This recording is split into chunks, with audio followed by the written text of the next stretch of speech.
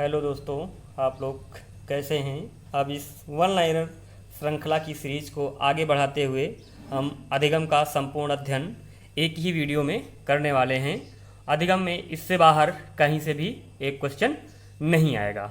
ठीक है, तो पहला है आपका क्या, व्यवहार शब्द का प्रयोग सबसे पहले किसने किया था। तो व्यवहार शब्द का सबसे पहले प्रयोग विलियम मैकडूगल ने किया था। उसके बाद इस व्यवहार शब्द को विलियम मैकडूगल ने अपनी किस पुस्तक में किया था। तो उस बुक का नाम क्या था, आउटलाइन ऑफ साइकोलॉजी उनकी पुस्तक का नाम था। यानी आउटलाइन ऑफ साइकोलॉजी किसकी पुस्तक है, तो विलियम मैकडूगल की पुस्तक है। अब क्या है, कुछ स्टेटमेंट हैं जो आपके बहुत इंपॉर्टेंट स्टेटमेंट हैं, ये हमेशा आते रहते हैं। तो पहला स्टेटमेंट है आपका क्या, कि अधिगम व्यवहार में उत्तरोत्तर सामंजस्य की प्रक्रिया है। यह कथन किसका है, तो ये कथन किसका है, स्किनर महोदय का है। स्किनर महोदय ने इस कथन के बारे में बात की है कि अधिगम व्यवहार में क्या उत्तरोत्तर सामंजस्य की क्या है, प्रक्रिया है। फिर अगला स्टेटमेंट आपका वुडवर्थ महोदय का आता है, जिसमें उन्होंने कहा है कि नवीन ज्ञान और नवीन प्रतिक्रियाओं को प्राप्त करने की प्रक्रिया ही क्या है, अधिगम है। यानी नवीन ज्ञान और नवीन प्रतिक्रियाओं को प्राप्त करने की प्रक्रिया ही अधिगम है। ठीक है, आगे वाला स्टेटमेंट है आपका क्रो एंड क्रो महोदय का। इन्होंने बताया है कि आदतों, ज्ञान व अभिवृत्तियों का अर्जन ही क्या है, अधिगम है। आदतों, ज्ञान व अभिवृत्तियों का अर्जन ही क्या है, अधिगम है। उसके बाद अगला आता है आपका क्या, गेट्स महोदय की परिभाषा आती है। तो गेट्स महोदय ने क्या बताया है कि अनुभव और प्रशिक्षण के द्वारा व्यवहार में परिवर्तन क्या है, सीखना है। क्या, अनुभव और प्रशिक्षण के द्वारा व्यवहार में परिवर्तन क्या है, सीखना है। फिर आपके हिलगार्ड महोदय ने एक परिभाषा दिया है और उन्होंने कहा है कि नवीन परिस्थितियों में अपने आप को अनुकूलित करना अधिगम है। ठीक है, नवीन परिस्थितियों में अपने आप को अनुकूलित करना क्या है, अधिगम है। जहाँ पे अनुकूलित शब्द आ जाए वहाँ पे परिभाषा किसकी हो जाएगी, हिलगार्ड महोदय की हो जाएगी। ठीक है, फिर अगला स्टेटमेंट है आपका क्या, गिलफोर्ड महोदय का बहुत चर्चित परिभाषा है कि व्यवहार के कारण व्यवहार में परिवर्तन ही क्या है, अधिगम है। तो इसको किसने कहा था, गिलफोर्ड महोदय ने बताया कि हमारे व्यवहार के कारण जो व्यवहार में परिवर्तन आए उसे हम क्या कहते हैं, अधिगम कहते हैं। फिर पियाजे महोदय ने कहा कि अधिगम ज्ञान निर्माण की क्या है, सक्रिय प्रक्रिया है। अधिगम ज्ञान निर्माण की क्या है, सक्रिय प्रक्रिया है। यानी बालक क्या करता है, ज्ञान का निर्माण स्वयं करता है। इस वजह से उन्होंने कहा कि अधिगम ज्ञान निर्माण की क्या है, सक्रिय प्रक्रिया है। फिर आपका आता है कि थ्योरीज ऑफ लर्निंग किसकी पुस्तक है, तो ये किसकी है, हिलगार्ड महोदय की है। हिलगार्ड महोदय ने थ्योरीज ऑफ लर्निंग में अधिगम के क्या सिद्धांतों के बारे में बात की थी। उसके बाद आपका आता है स्मिथ महोदय की पुस्तक। तो इनकी पुस्तक का नाम है psychology in teaching. Psychology in teaching किसकी पुस्तक है, तो स्मिथ महोदय की है, साइकोलॉजी इन टीचिंग। फिर चलते हैं आपके आशुबेल महोदय के पास। तो आशुबेल ने अधिगम के कितने प्रकार बताए थे, तो 4 प्रकार बताए थे। किसने, आशुबेल महोदय ने अधिगम के कितने, 4 प्रकारों की बात की थी। तो इन 4 प्रकारों में पहला आपका क्या है, अभिग्रहण सीखना। यानी बालक क्या कर सकता है, रिसेप्शन लर्निंग करता है। फिर अन्वेषण सीखना, यानी वो क्या करता है, खोज विधि के द्वारा सीखता है। फिर रटकर सीखना, बालक इसमें क्या करता है, रटकर उन वस्तुओं को यानी उन विषय वस्तु को अपने आप सीख लेता है। उसके बाद आपका आता है क्या, अर्थपूर्ण सीखना। तो इसमें बालक क्या करता है, पहले उन चीज़ों का अर्थ समझता है, उसके बाद उसको क्या करता है, सीखता है। तो आशुबेल ने अधिगम के इन 4 प्रकारों की बात की थी। और क्वेश्चन बनता है कि इनमें से आशुबेल का कौन सा अधिगम का प्रकार नहीं है, या इनमें से कौन सा आशुबेल का अधिगम का प्रकार है। ठीक है, तो उनके प्रकारों में पहला है आपका अभिग्रहण सीखना, अन्वेषण सीखना, रटकर सीखना, अर्थपूर्ण सीखना। ठीक है, फिर आपका आता है अधिगम प्रक्रिया। तो अधिगम प्रक्रिया में बालक के सामने आवश्यकता होगी, फिर वो अपने लक्ष्य को प्राप्त करेगा। लक्ष्य प्राप्त हो जाएगा तो समायोजन आ जाएगा। जैसे ही समायोजन आ जाएगा उसके व्यवहार में क्या होगा, परिवर्तन आ जाएगा। यही अधिगम की क्या होती है, प्रक्रिया होती है। चिंतन के 3 स्तर कौन कौन से होते हैं, तो पहला होता है आपका क्या, प्रत्यक्षात्मक चिंतन। इसमें बालक क्या करता है, प्रत्यक्ष चिंतन करता है, किसी चीज़ को देखता है, उसको देखने के बाद क्या करता है, उसके बारे में चिंतन करता है। फिर बालक क्या करता है, कल्पनात्मक चिंतन करता है, कल्पनाओं के माध्यम से सीखता है। फिर बालक प्रत्यात्मक चिंतन करता है, प्रत्ययों के माध्यम से क्या करता है, सीखता है। यानी कॉन्सेप्ट के माध्यम से क्या करता है, बालक सीखता है। ठीक है, उसके बाद आपका आता है कि याद करना, धारण करना, प्रत्यय, स्मरण, पहचान किससे संबंधित है? तो स्मृति के सीखने से संबंधित है। क्वेश्चन बनता है कि इनमें से कौन सा स्मृति के सीखने से संबंधित नहीं है और कौन सा है? तो पहला है आपका क्या? याद करना, धारण करना, प्रत्यय, स्मरण करना, पहचान किससे संबंधित है? तो स्मृति सीखने से है। ठीक है। फिर आपका आता है सीखने की नई विधियां। तो सीखने की नई विधियों में क्या है? पहला आपका प्रेक्षण सीखना, यानी बालक क्या करेगा? ऑब्जर्वेशन द्वारा सीखेगा, जिसके बारे में अल्बर्ट बंडूरा महोदय ने 1958 में बताया था। अगली विधि आती है आपकी विवेचना, यानी बालक क्या करेगा? डिस्कशन के द्वारा सीखेगा। फिर बालक करके सीखेगा। फिर बालक आवृत्तिकरण, पुनः स्मरण करके क्या करेगा? सीखेगा। किसी चीज़ को सीख लेगा और मन में गुनगुनाएगा। जो चीज़ नहीं आएगी उस चीज़ को पलट कर पेज में क्या करेगा? देखेगा। तो उसे हम क्या? आवृत्तिकरण या पुनः स्मरण सीखना कहते हैं। फिर बालक क्या करेगा? रटकर सीखना। इसमें हूबहू जो भी विषय वस्तु दी जाएगी बालक उसको क्या करेगा? रटकर सीख लेगा। ठीक है। अगला है आपका कि अधिगम सोपानिकी सिद्धांत किसने दिया था? तो अधिगम सोपानिकी सिद्धांत देने वाले आपके कौन थे? रॉबर्ट गैने महोदय। रॉबर्ट गैने महोदय ने अधिगम सोपानिकी के बारे में। फिर है अधिगम सोपानिकी सिद्धांत किसने दिया था? तो अधिगम सोपानिकी सिद्धांत रॉबर्ट गैने महोदय ने दिया था। अधिगम सोपानिकी का सिद्धांत किसने दिया था? रॉबर्ट गैने महोदय ने दिया था। आधुनिक अनुदेशन का जनक किसे माना जाता है? तो आधुनिक अनुदेशन का जनक रॉबर्ट गैने को माना जाता है। किसे माना जाता है? रॉबर्ट गैने को माना जाता है।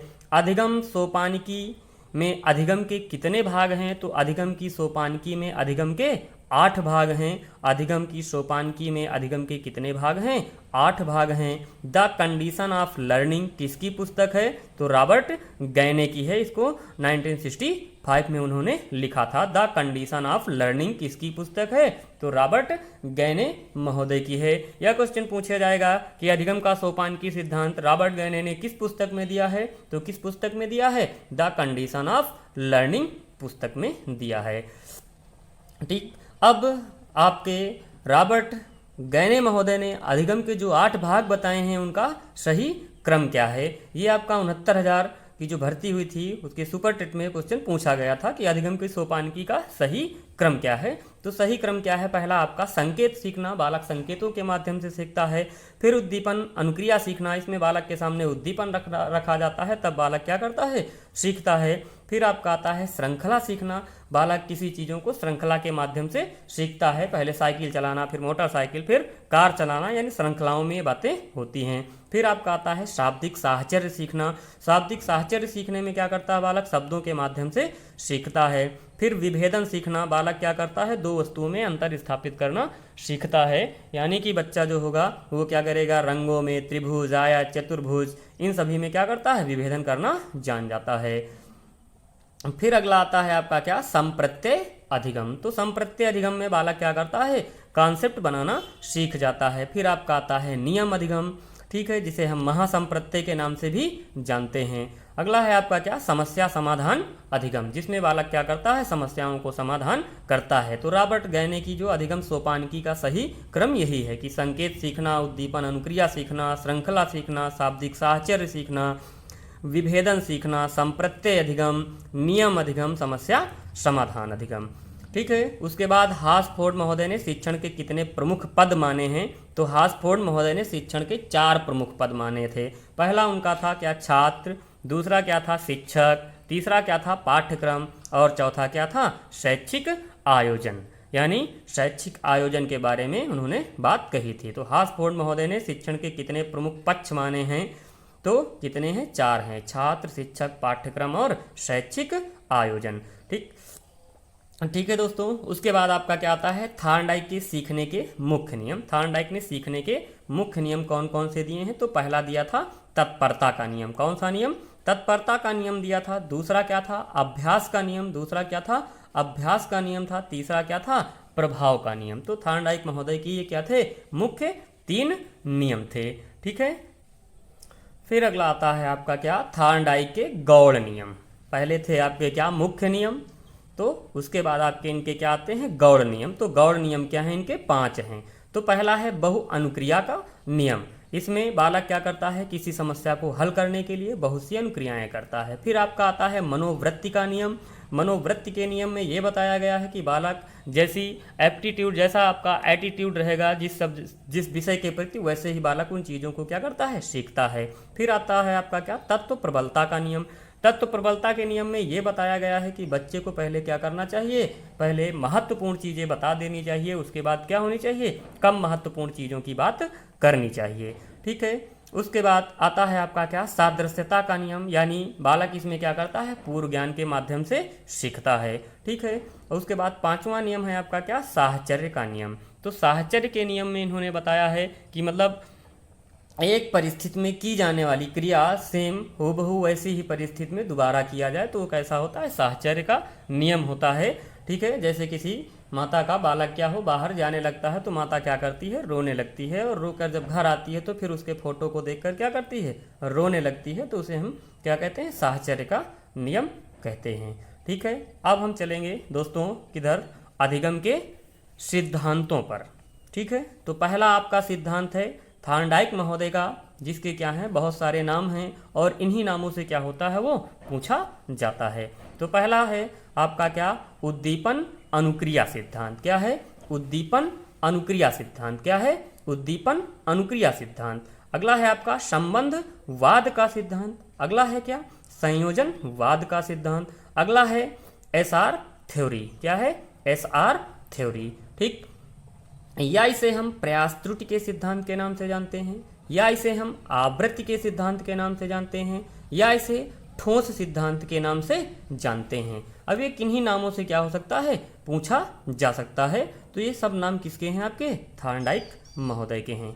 ठीक है, उसके बाद क्वेश्चन बनता है कि सबसे पहले पशु व्यवहार का अध्ययन किसने किया था, तो अलेक्जेंडर बेन व लायड मॉर्गन ने सबसे पहले क्या किया था, पशु व्यवहार का अध्ययन किया था। थार्नडाइक ने सीखने का सिद्धांत कब दिया था, तो 1898 ईस्वी में थार्नडाइक ने सीखने का सिद्धांत दिया था। थार्नडाइक ने अपने सीखने का सिद्धांत कब दिया था, तो सन 1898 ईस्वी में थार्नडाइक ने सीखने का सिद्धांत दिया था। फिर थार्नडाइक के शोध प्रबंध का क्या नाम था, ये 2-3 बार क्वेश्चन पूछा जा चुका है आपका यूपी टेट में कि थार्नडाइक के शोध प्रबंध का क्या नाम था। तो थार्नडाइक के शोध प्रबंध का नाम था एनिमल इंटेलिजेंस, यानी जानवर भी क्या होते हैं, बुद्धिमान होते हैं। ठीक है, उसके बाद आपका आता है education psychology, the psychology of learning. किसकी पुस्तकें हैं, तो किसकी पुस्तकें हैं, थार्नडाइक महोदय की हैं। Education psychology, the psychology of learning किसकी पुस्तकें हैं, तो थार्नडाइक महोदय की हैं। थार्नडाइक ने अपना प्रयोग किस पर किया था, तो थार्नडाइक महोदय ने भूखी बिल्ली पर किया था। थार्नडाइक ने अपना प्रयोग किस पर किया था, तो भूखी बिल्ली पर किया था। शिक्षा मनोविज्ञान का जनक किसे माना जाता है, तो थार्नडाइक महोदय को माना जाता है शिक्षा मनोविज्ञान का जनक। ठीक है, क्वेश्चन बनता है कि शिक्षा मनोविज्ञान का जनक किसे माना जाएगा, तो किसे, थार्नडाइक महोदय को माना जाएगा। थार्नडाइक कहाँ के निवासी थे, तो थार्नडाइक कहाँ के रहने वाले थे, आपके अमेरिका के रहने वाले थे। और ये मूलतः क्या थे, पशु मनोवैज्ञानिक थे। ये क्या थे, मूलतः पशु मनोवैज्ञानिक थे। ठीक है, उसके बाद आपका आता है कि मंद बुद्धि के बालकों को अधिगम के किस सिद्धांत द्वारा सिखाया जा सकता है, तो किस सिद्धांत द्वारा, उद्दीपन अनुक्रिया सिद्धांत द्वारा, या थार्नडाइक के सिद्धांत के द्वारा, हम प्रयास त्रुटि के सिद्धांत के द्वारा क्या कर सकते हैं, मंद बुद्धि के बच्चों को सिखा सकते हैं। ठीक है, फिर थार्नडाइक से सिद्धांत के सीखने के सोपान पूछ लेता है। तो इनके सोपान में पहला आपका क्या होगा, अभिप्रेरक, यानी अभिप्रेरक क्या होगा आपका, भूख होगा। लक्ष्य आपका क्या होगा, भोजन होगा। लक्ष्य प्राप्ति में बाधा क्या होगी, लोहे की सलाखें होंगी। तो पूछेगा थार्नडाइक के सीखने के सिद्धांत में अभिप्रेरक क्या होता है, तो अभिप्रेरक क्या होगा, भूख होगा। या लक्ष्य क्या होगा, लक्ष्य क्या होगा उसका, भोजन होगा। और लक्ष्य प्राप्ति में बाधा क्या करता है, लोहे की जो सलाखें होती हैं, राडें होती हैं, वो क्या करती हैं, ये लक्ष्य प्राप्ति में क्या करती हैं, बाधा उत्पन्न करती हैं। अगला क्वेश्चन आता है आपका क्या, कि प्राचीन अनुबंधन, परंपरागत अनुबंधन, अनुक्रियात्मक अनुबंधन, शास्त्रीय अनुबंधन, सीआर थ्योरी किसका सिद्धांत है, तो किसका है, पावलोव महोदय का है। पावलोव ने प्राचीन अनुबंधन की बात की थी, शास्त्रीय अनुबंधन की बात की थी, परंपरागत अनुबंधन की बात की, अनुक्रियात्मक अनुबंधन की बात की, और किसकी बात की, सीआर थ्योरी की बात की। अगर क्वेश्चन बनता है सीआर थ्योरी, हुक्की हुआ थ्योरी किसकी है, तो किसकी है, पावलोव महोदय की है। फिर आपका आता है अनुबंधन का जनक किसे कहा जाता है, तो पावलोव महोदय को कहा जाता है। पावलोव महोदय ने अनुबंधन के बारे में क्या किया था, बात कही थी, इस वजह से इन्हें अनुबंधन का जनक माना जाता है। ठीक है। पावलोव को 1904 में नोबेल पुरस्कार किस क्षेत्र में मिला, तो किस क्षेत्र में, चिकित्सा के क्षेत्र में। सेम हूबहू ऐसे ही क्वेश्चन पूछा गया है आपका 2017 में कि पावलोव को 1904 में नोबेल पुरस्कार किस क्षेत्र में दिया गया था, तो किस क्षेत्र में, चिकित्सा के क्षेत्र में। वहाँ पे ऑप्शन आपका मनोविज्ञान का क्षेत्र भी लिख के आएगा, लेकिन मनोविज्ञान के क्षेत्र में इनको नहीं मिला था। फिर आपका आता है पावलोव का अनुबंधन किस टाइप का है, तो पावलोव का अनुबंधन किस टाइप का है, एस टाइप का है। पावलोव का अनुबंधन क्या है, एस टाइप का है, यानी प्राणी के सामने पहले हम स्टिमुलस यानी उद्दीपक प्रस्तुत करते हैं, तब प्राणी क्या करता है, अनुक्रिया करता है। पावलोव कहाँ के निवासी थे, तो पावलोव रूस के शरीर क्रिया वैज्ञानिक थे। पावलोव कहाँ के, रूस के शरीर क्रिया वैज्ञानिक थे। ठीक है। पावलोव ने किस पर अध्ययन किया, तो पाचक क्रिया दहकी पर। यह भी क्वेश्चन पूछा गया है कि पावलोव ने किस पर अध्ययन किया था, तो पाचक क्रिया दहकी पर अध्ययन किया था, और कुत्ते के ऊपर। ठीक है। तो पावलोव के कुत्ते का क्या नाम था, तो पावलोव के कुत्ते का नाम क्या था, बेक था। ठीक है। उसके बाद अगला आता है आपका क्या, कंडीशनाइंड रिफ्लेक्सेस किसकी पुस्तक है, तो किसकी है, पावलोव महोदय की है। ठीक है। फिर पावलोव के इस सिद्धांत को शिक्षा में लाने का श्रेय किस मनोवैज्ञानिक को दिया जाता है, तो लेस्टर एंडरसन एक महोदय थे जो पावलोव के इस सिद्धांत को क्या किया था, शिक्षा के क्षेत्र में लेके आए थे। लेस्टर एंडरसन महोदय पावलोव के इस सिद्धांत को क्या किया था, शिक्षा के क्षेत्र में लेकर आए। फिर आता है आपका क्या कि आपका क्या सहकालिक अनुबंधन में क्या होता है, तो सहकालिक अनुबंधन में हम क्या करते हैं, अनुबंधित उद्दीपक व स्वाभाविक उद्दीपक साथ साथ क्या करते हैं, प्रस्तुत करते हैं। यानी अनुबंधित उद्दीपक आपका क्या होगा, भोजन होगा, वो घंटी होगी, और स्वाभाविक उद्दीपक क्या होगा, आपका भोजन होगा। यानी इसमें क्या होगा, हम घंटी बजाएंगे और तुरंत प्राणी के सामने क्या करेंगे, भोजन प्रस्तुत कर देंगे। तो इस प्रकार के अनुबंधन को हम क्या कहते हैं, सहकालिक अनुबंधन कहते हैं। फिर आपका आता है क्या, विलंबित अनुबंधन। तो विलंबित अनुबंधन में क्या होता है, प्राणी के सामने हम अनुबंधित उद्दीपक के कुछ देर बाद यानी 0.5 सेकंड के बाद हम क्या करेंगे, स्वाभाविक उद्दीपक प्रस्तुत करेंगे। यानी घंटी बजाएंगे, घंटी बजाने के 0.5 सेकंड बाद हम क्या करते हैं, प्राणी को भोजन देते हैं। तो अनुबंधित उद्दीपक आपका क्या होता है, घंटी होती है, और स्वाभाविक उद्दीपक आपका क्या होता है, भोजन होता है। ठीक है। उसके बाद किस अनुबंधन में सीखने की गति तीव्र होती है, क्वेश्चन बनता है आपका, उत्तराखंड टेट में पूछा गया था कि किस अनुबंधन में सीखने की गति क्या होती है, तीव्र होती है। तो किस अनुबंधन में, विलंबित अनुबंधन में सीखने की गति क्या होती है, सबसे तेज होती है। ठीक है। फिर अगला आता है आपका कि किस अनुबंधन में सीखने की गति क्या होती है, मंद होती है। तो किस अनुबंधन में, पश्चगामी अनुबंधन में सीखने की गति क्या होती है, सबसे मंद होती है। पश्चगामी अनुबंधन में प्राणी के सीखने की गति क्या होगी, मंद। स्वाभाविक उद्दीपक आपका क्या होता है, भोजन। स्वाभाविक उद्दीपक आपका क्या होगा, भोजन होगा। स्वाभाविक अनुक्रिया क्या होगी, लार का टपकना होगा। ठीक है। अनुबंधित उद्दीपक क्या होगा, घंटी का बजना। घंटी जो बजेगी वो आपकी क्या होगी, अनुबंधित उद्दीपक होगी। ठीक है। उसके बाद वाटसन के पुत्र का क्या नाम था, अल्बर्ट नाम था, और 11 माह का था। उसके ऊपर इनकी पत्नी रेनर ने मिलकर क्या किया था, 1920 में प्रयोग किया था। 1920 में मिलकर उन्होंने क्या किया था, अपने बच्चे के ऊपर क्या किया था, प्रयोग किया था। किसने, आपके वाटसन महोदय ने। तो क्वेश्चन बनता है कि वाटसन महोदय के पुत्र का क्या नाम था, तो क्या था, अल्बर्ट था। ठीक है। शिक्षण में दृश्य श्रव्य उपकरणों का प्रयोग अधिगम के किस सिद्धांत पर किया जाता है, तो किस सिद्धांत पर, आपका शास्त्रीय अनुबंधन पर किया जाता है, या CR थ्योरी पर किया जाता है, पावलोव के सिद्धांत पर किया जाता है। शिक्षण में दृश्य श्रव्य उपकरणों का प्रयोग अधिगम के किस सिद्धांत पर किया जाता है, तो किस सिद्धांत पर, शास्त्रीय अनुबंधन पर किया जाता है। समस्यात्मक व कुसमायोजित बच्चों के उपचार में अधिगम का कौन सा सिद्धांत उपयोगी है, तो समस्यात्मक व कुसमायोजित बच्चों के उपचार में अधिगम का जो सिद्धांत है वो कौन सा है, शास्त्रीय अनुबंधन के द्वारा हम कुसमायोजित बच्चों को क्या कर सकते हैं, सुधार सकते हैं। ठीक है। अब आपका चलते हैं स्किनर महोदय के सिद्धांत पर चलते हैं। ठीक है। तो स्किनर महोदय के सिद्धांतों को हम किन नामों से जानते हैं? तो पहले नाम जान लेते हैं। पहला है आपका क्या? क्रिया प्रसूत अनुबंधन, ठीक। सक्रिय अनुकूलन, साधनात्मक अनुबंधन, नैमित्तिक अनुबंधन और आरएस थ्योरी के नाम से हम जानते हैं। किसके सिद्धांत को? स्किनर के सिद्धांत को। स्किनर के सिद्धांत को हम क्रिया प्रसूत अनुबंधन, सक्रिय अनुकूलन, साधनात्मक अनुबंधन, नैमित्तिक अनुबंधन और आरएस थ्योरी के नाम से जानते हैं।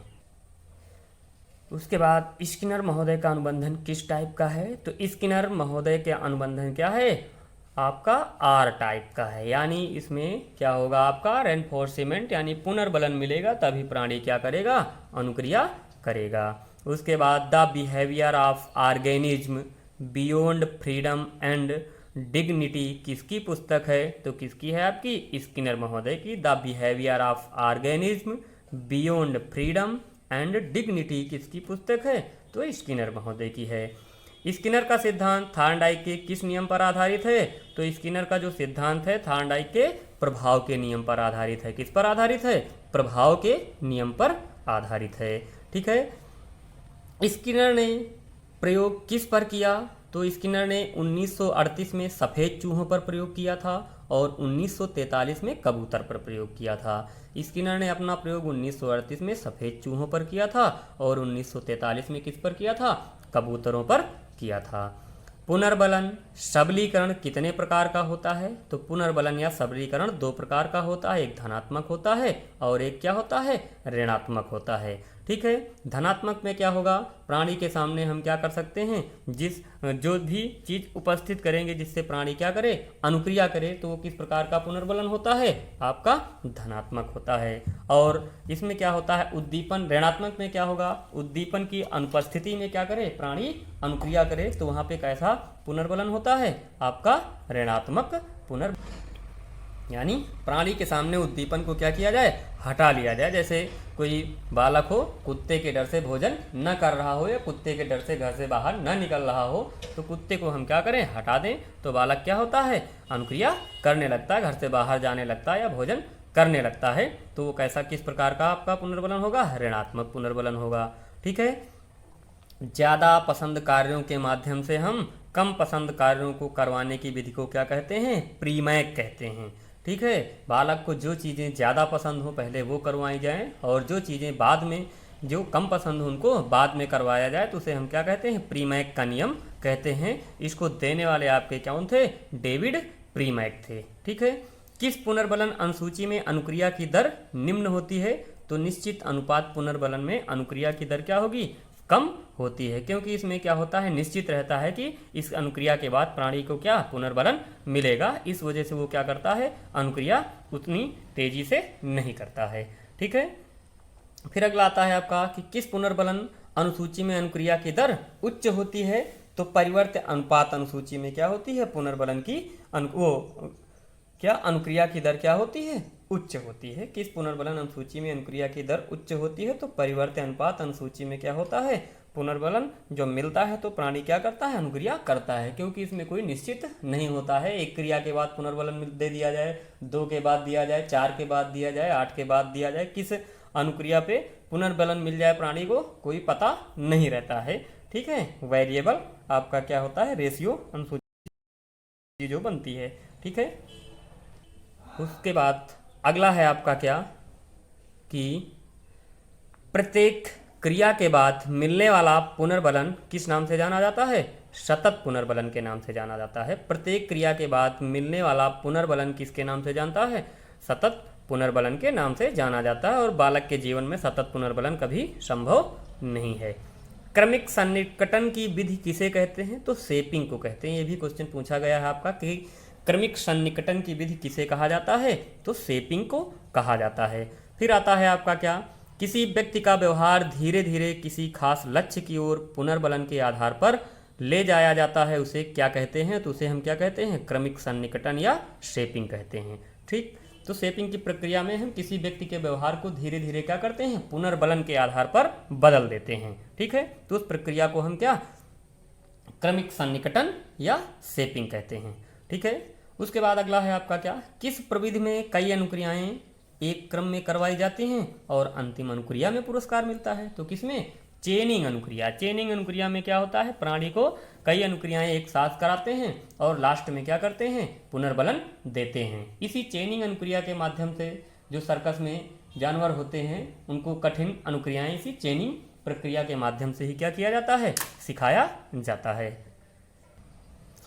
ठीक है। सर्कस में पशुओं को प्रशिक्षक किस विधि से सिखाता है? तो किस विधि से? चेनिंग विधि से सिखाता है। सर्कस में पशुओं को जो प्रशिक्षक सिखाएगा किस विधि से? चेनिंग विधि से सिखाएगा, क्योंकि इसमें एक जो अनुक्रियाएं होती हैं कई चरणों में होती हैं और लास्ट वाले चरण में क्या है? प्राणी को भोजन या प्रोत्साहन दे दिया जाता है। ठीक है। कंप्यूटर व टंकण की शिक्षा अधिगम के किस सिद्धांत पर आधारित है? तो सक्रिय अनुबंधन पर आधारित है। यानी कंप्यूटर सीखना या टंकण करना, टाइपिंग करने की जो भी प्रक्रिया होगी वो किस पर होगी? सक्रिय अनुबंधन पर होगी। ठीक है।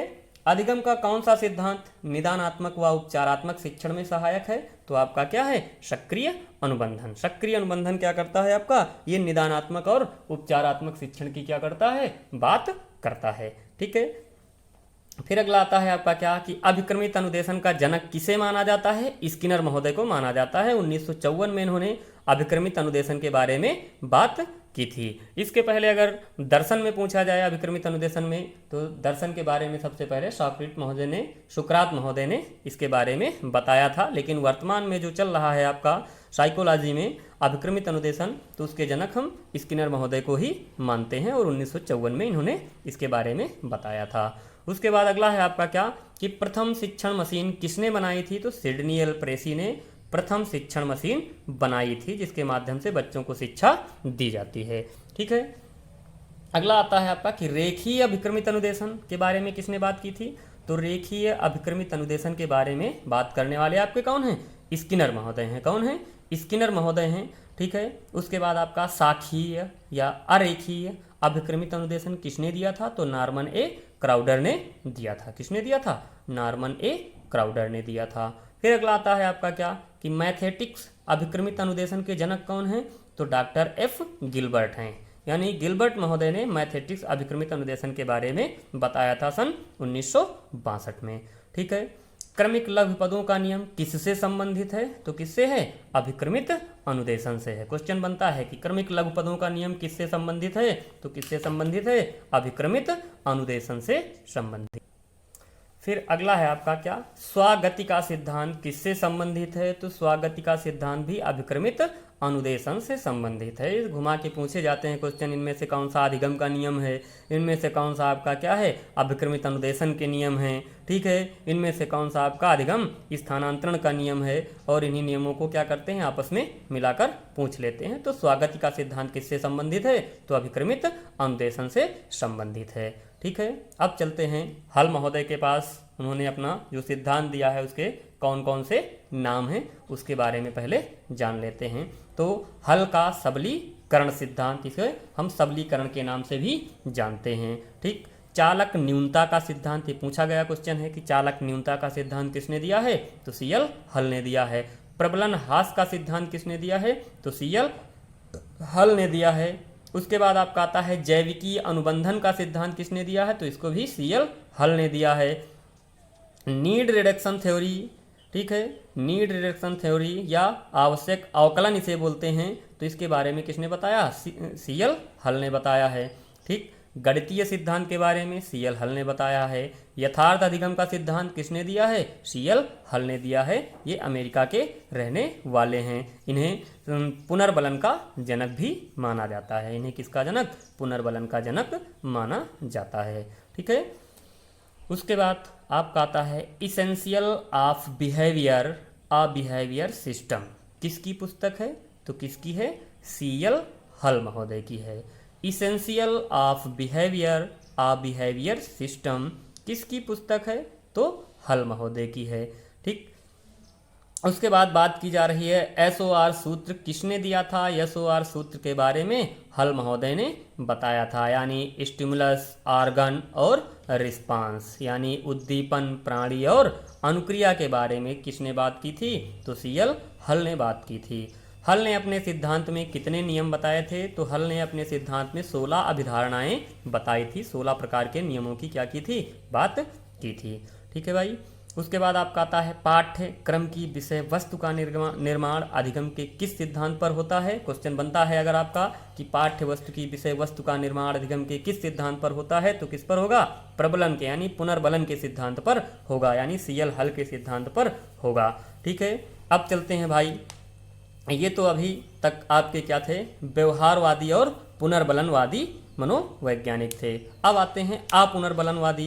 इन लोगों ने पुनर्बलन का क्या किया था? विरोध किया था। इन लोगों ने पुनर्बलन का क्या किया था? विरोध किया था। किन महोदय ने? एडविन गुथरी महोदय ने। तो एडविन गुथरी महोदय के सिद्धांत पर हम पहुंचते हैं। तो एडविन गुथरी का सिद्धांत क्या है? समीपता अनुबंध का सिद्धांत, स्थानापन्नता का सिद्धांत, एकल प्रयास का सिद्धांत। ठीक है। एकल प्रयास का सिद्धांत किसने दिया है? तो एडविन गुथरी ने दिया था, और ये रहने वाले अमेरिका के थे, और इन्होंने प्रयोग किस पर किया था?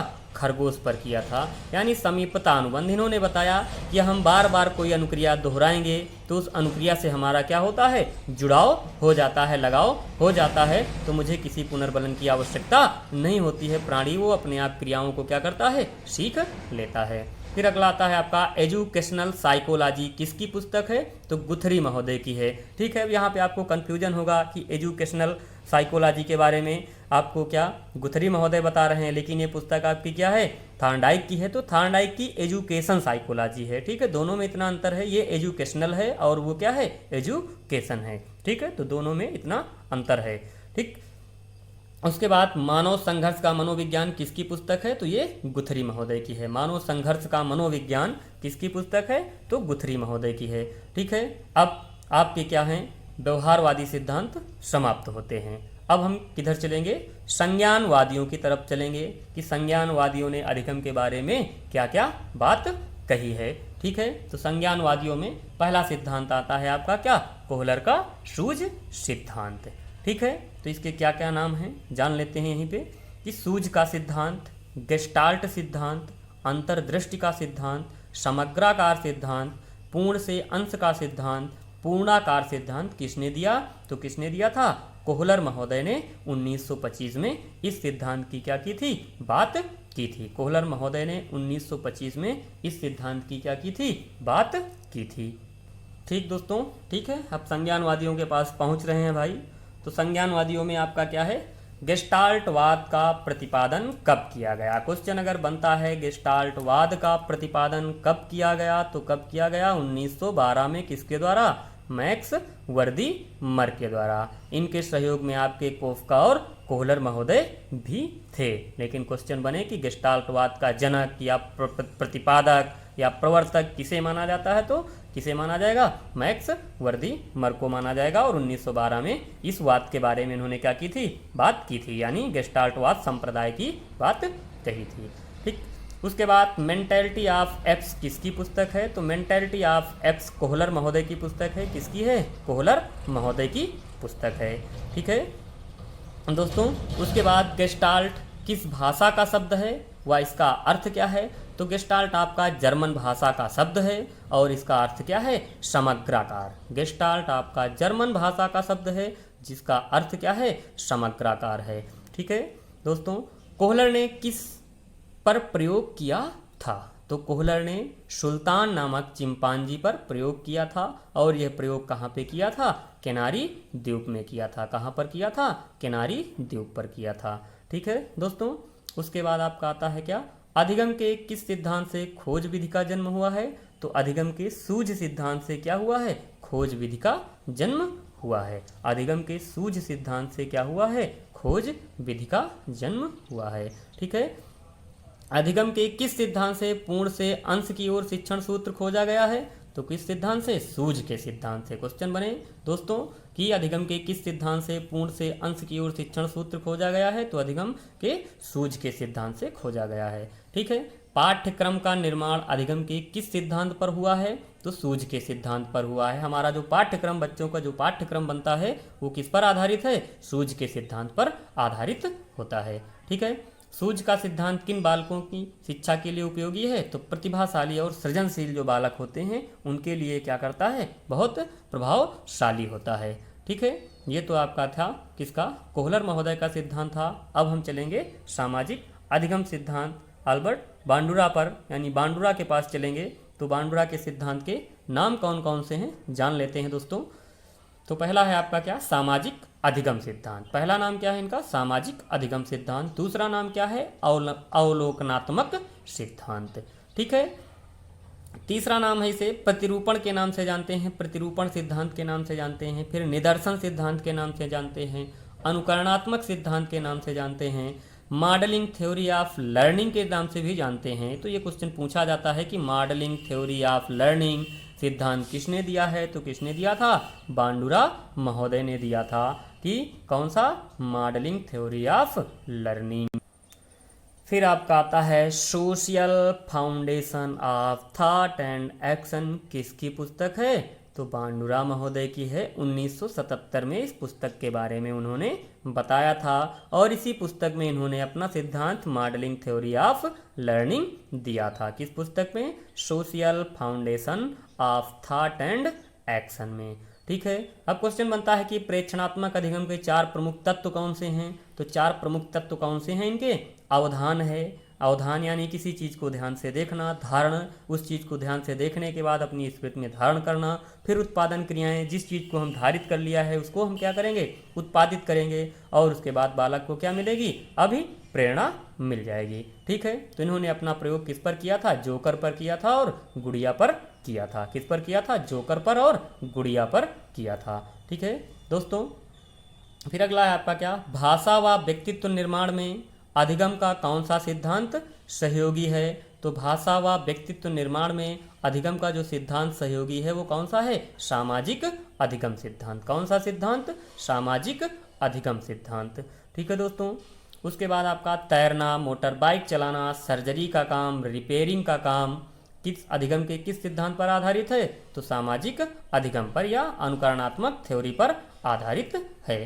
ठीक है, उसके बाद हम चलते हैं कुर्ट लेविन महोदय के पास। तो इन्होंने कौन सा सिद्धांत दिया है? संज्ञानात्मक क्षेत्र का सिद्धांत, टोपोलॉजी थ्योरी, सदिश सिद्धांत, 3 फेज थ्योरी। सिद्धांत किसका है आपका? कुर्ट लेविन महोदय का है। क्वेश्चन बनेगा कि संज्ञानात्मक क्षेत्र का सिद्धांत, टोपोलॉजी थ्योरी, सदिश सिद्धांत, 3 फेज थ्योरी किसने दी है? तो कुर्ट लेविन महोदय ने दी है। ठीक है, अगला है आपका कि फील्ड थ्योरी ऑफ साइकोलॉजी किसकी पुस्तक है? तो कुर्ट लेविन महोदय की पुस्तक है। कौन सी? फील्ड थ्योरी ऑफ साइकोलॉजी किसकी है? कुर्ट लेविन महोदय की पुस्तक है। ठीक है दोस्तों, अभी तक की बातें हमारी आपकी समझ में आ रही होंगी और हूबहू ऐसे ही आपके यहाँ टेट में क्या होंगे? क्वेश्चन पूछे जाएंगे। ठीक है, क्वेश्चन का जो प्रारूप होगा ऐसे ही होगा, 1 लाइनर टाइप ही क्वेश्चन आपके यहाँ सीधे फैक्ट बेस पे ही पूछे जाते हैं। ठीक है, तो कुर्ट लेविन ने कौन सा सूत्र दिया था? तो B = FP/E सूत्र किसने दिया था? कुर्ट लेविन ने दिया था।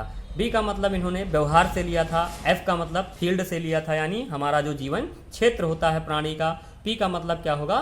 पर्सन होगा यानी मानव होगा, और E का मतलब क्या होगा? इन्वायरमेंट होगा। यहाँ पे उन्होंने इन्वायरमेंट की बात की थी, यानी इन्होंने कहा था कि वातावरण और व्यवहार का जो उत्पाद होगा, वातावरण और व्यक्ति का जो उत्पाद होगा वही उसका क्या होगा? व्यवहार होगा, यानी वही उसका क्या होगा?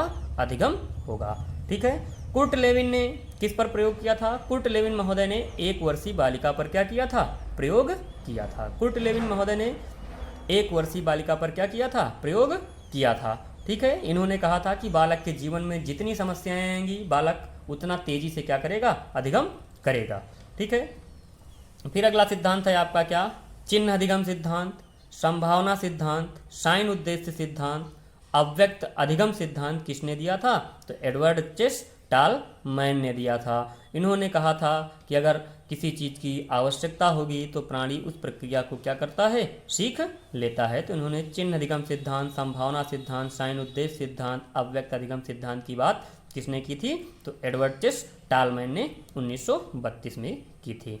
ठीक, प्रयोजनपूर्ण व्यवहारवादी मनोवैज्ञानिक किसे माना जाता है? तो टालमैन महोदय को माना जाता है। क्वेश्चन बनता है कि प्रयोजनपूर्ण व्यवहारवादी मनोवैज्ञानिक किसे माना जाता है? टालमैन को माना जाता है, क्योंकि एडवर्ड चेस टालमैन ने बताया है कि कोई क्रिया हमारे प्रयोजन को पूर्ण करती है तो प्राणी उस क्रिया को क्या करता है? सीख लेता है।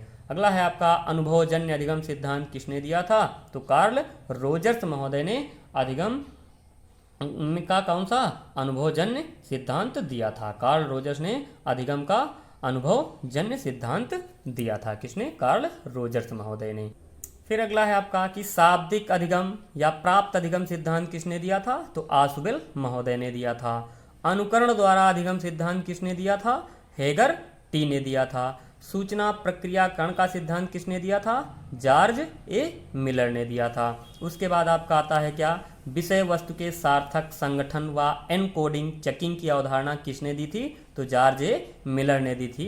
क्वेश्चन बनता है आपका कि विषय वस्तु के सार्थक संगठन व एनकोडिंग चेकिंग की अवधारणा किसने दी थी? तो जॉर्ज ए मिलर ने दी थी। ठीक है दोस्तों, तो ये हुए आपके क्या? अधिगम के सिद्धांत। ठीक है, अब दोस्तों आपका जो बचता है वो अधिगम के वक्र, अधिगम पठार, अधिगम स्थानांतरण, जो आपके अगले वीडियो में आपको मिलेंगे। धन्यवाद दोस्तों, लाइक और शेयर करें, सब्सक्राइब करें।